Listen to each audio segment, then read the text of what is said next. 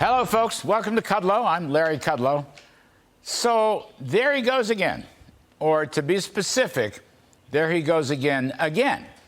President Joe Biden on the campaign trail, blasting off with blarney and misinformation. I've said it before, and I'll say it again. Mr. Biden is incapable of telling the truth about the economy or his policies, or for that matter, anybody else's policies. So here's Mr. Biden in Maryland with some of today's blarney. Take a listen and weep. Some of our Republican friends in the House are talking about taking the economy hostage over the full faith and credit of the United States. Now, I made it clear in the State of the Union, I will not negotiate whether or not we pay our debt. I will not allow this nation to default. I mean, really, Speaker Kevin McCarthy and the Republican House have no intention of defaulting on the federal debt. They've said it time and again. And it's incredibly irresponsible for Biden to say he refuses to negotiate. That makes him responsible for some kind of debt default in the worst case. He's in denial, by the way, that the House has gone Republican, and the House has the power of the purse. And as always, the case down through the years, debt ceiling negotiations are the surest way to generate budget savings and actually reduce deficits and debt. Notably, the most recent case with former Speaker John Boehner and former President Barack Obama back in 2011. They negotiated. They saved over $1 trillion in the next 2 years, and that's more or less what the House Republicans want to do today. But if Mr. Biden wants to stay home in his Delaware basement, reading his illegal classified documents and not talk to anybody, well, then he's the guy to blame. And then, of course, he goes into this 10 Pinocchio untruth riff he has about the GOP and their so-called $3 trillion debt plan. So pull out your handkerchiefs, take a listen, and weep some more. Look, folks, let's be crystal clear about what's happening. If you add up the proposals of Republican friends, my Republican friends have offered just so far, what they've offered these now, it would add more than $3 trillion to the debt over 10 years. Now, this is pure Pinocchio blarney.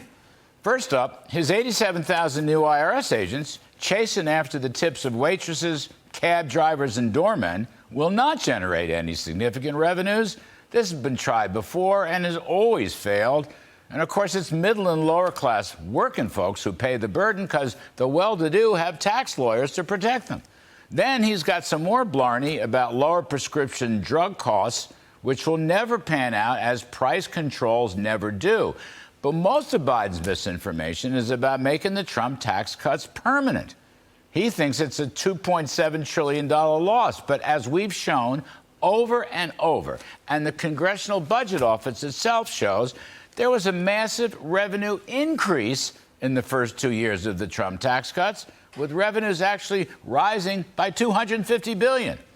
In other words, the taxpayers made money and the budget deficit came down. By the way, the biggest beneficiaries, contra Biden, were middle-income blue-collar folks and minorities who got the biggest gain in real wages. This has been proven over and over, but Biden keeps spreading the same old nonsense. Now, finally, the CBO just came out today with their new baseline budget projections for the next 10 years. After all of the Biden Democrats' new spending, okay, the total deficit over the next 10 years is estimated by CBO at $20 trillion higher. That's right, $20 trillion. Total budget outlay is estimated to rise by $80 trillion. That's right, $80 trillion. Those are CBO numbers. And if you track the yearly deficits from Bidenomics, you go from $1.6 trillion, then up to $1.9 trillion by 28, then up to $2.9 trillion by 2033.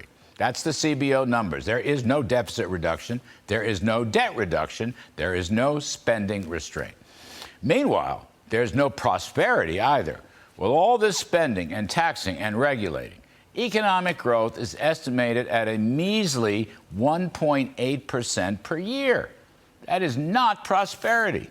3.5% per year is closer to decent growth and decent opportunities, and we had that for over 50 years. But we haven't had it for the last 2 decades, And this would be a third decade of economic underperformance. Of course, there's no prosperity.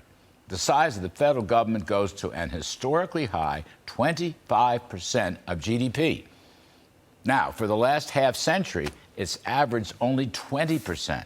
This is Bidenomics.